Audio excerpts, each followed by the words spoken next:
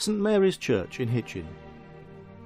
There's been a religious building here since the 8th century, but most of what we see today is medieval. A new ring of bells has been commissioned to be installed in 2013. The present ring of 10 bells has hung in the tower since 1982, when it augmented the 8 bells last rehung in 1906. Will the new bells sound different? Well, we'll only know if we'd have a recording to compare. So a recording was made of the last day's ringing, which attracted some interest from the local wildlife. The last ringing took place on Remembrance Sunday in 2012. St Mary's ringers made sure the bells had a good send-off by ringing a quarter peal after the Remembrance service.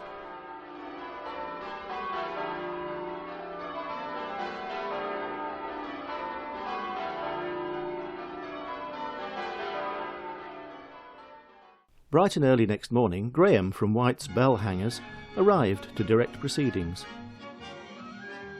The volunteers were ready and waiting to receive a safety briefing and to sign the health and safety documents. Before work could start, there was plenty to unload from the lorry.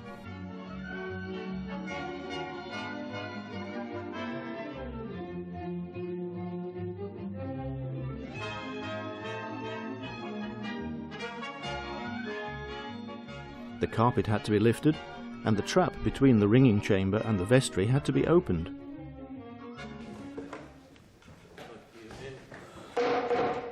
Let's speed up the action a bit.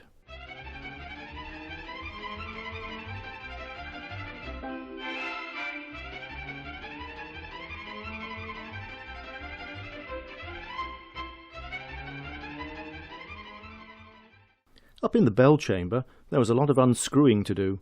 The wheels that hold the bell ropes had to come off. A lot of screws and nuts to be undone so the bells could be lifted out.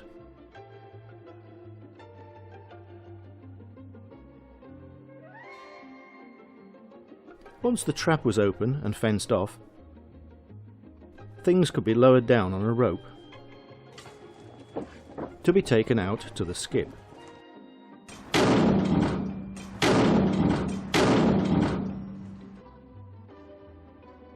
Mid-morning, and it was high time everybody had a tea break.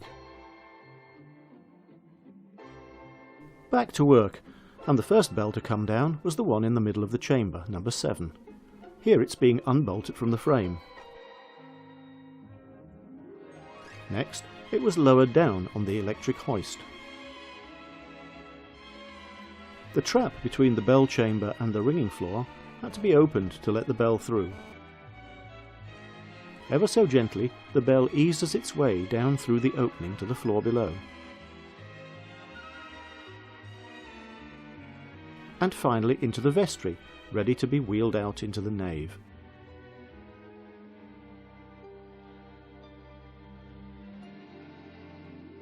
That brought it up to lunchtime, chance to grab a sandwich and a rest. Before more unbolting, and in quick succession, the smallest bells were let down and wheeled away. First one bell,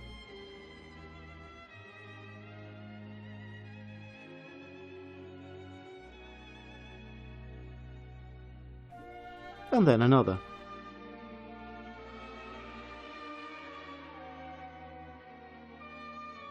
Till all 4 of the small bells were sitting in the nave. With the bells cleared out of the chamber, a start could be made on removing the frames.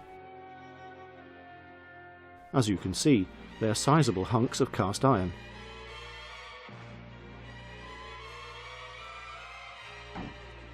Next day, a start could be made on getting the frames into the skip.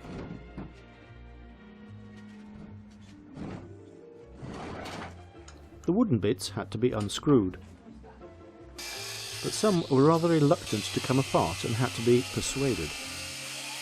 The bigger frames had to be broken up to go in the skip. Brute force was the only way. With the frames removed, the supporting girders could come down too.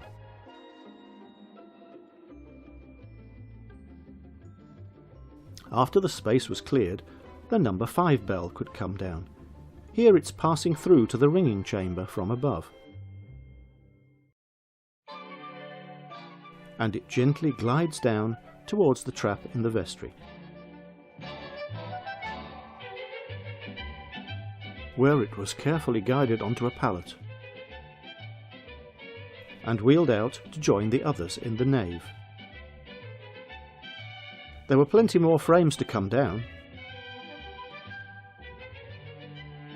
and the skip got fuller and fuller.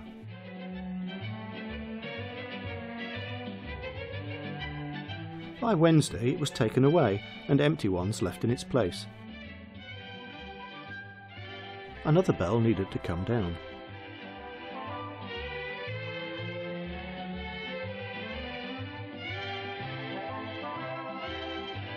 One of the visitors didn't even come up to the height of the number 6 bell. Just 2 bells remained in the chamber. On the right is the largest bell, the tenor. It had a massive clapper, taking 2 people to carry it to the skip. Let's watch it being lowered. First, it was winched across to be above the opening below, down to the floor of the bell chamber, then through to the ringing chamber,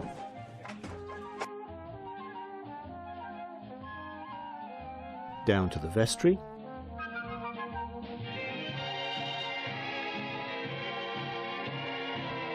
and finally pushed to one side. Just one more to come down.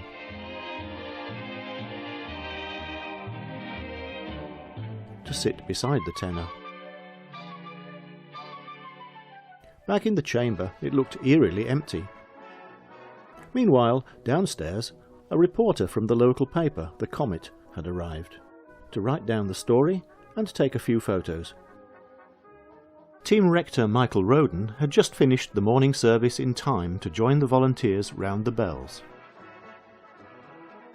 Michael was there again the following Tuesday to see the bells taken away to the Whitechapel Foundry. The floor was protected with plywood sheets. Each bell in turn was carefully edged out into the nave, past the font, and out of the south door, then pushed up the path to the gate, and parked next to the War Memorial. Ah, if only it were as quick as this.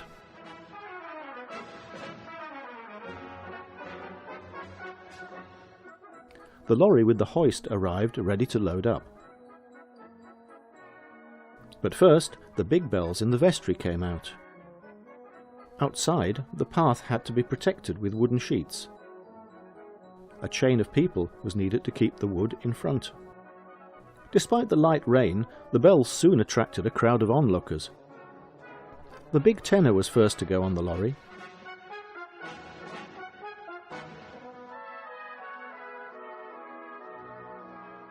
Graham was able to use the remote console to control the crane from the ground. The rest of the bells followed in quick succession.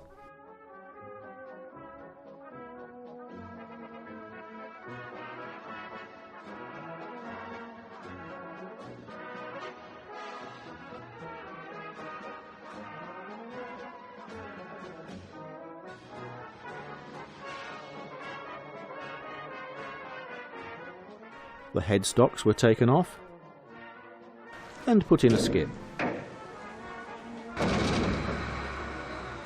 Finally, the lorry set off for Whitechapel with its precious load. We looked forward to the bell's return in the spring.